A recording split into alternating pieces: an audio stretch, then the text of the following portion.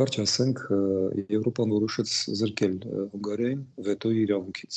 Ոչ միայն Հունգարիային, այլ նաև Սլովակիային եւ բոլոր այլ երկրներին, որոնք կարող են փորձել դա անել։ Դրա փորձը Եվրոպան ձեռք բերեց սկզբից ՆԱՏՕ-ի օրինակով, երբ Շվեդիայի, Ֆինլանդիայի անդամակցությունը տորպեդահարում էին նույն Հունգարիան, հետո Սլովակիան եւ Թուրքիան։ Եվրամիության դեպքում Թուրքիան հաշիվ չի, Թուրքիան չի լինի Եվրամիության անդամ, բայց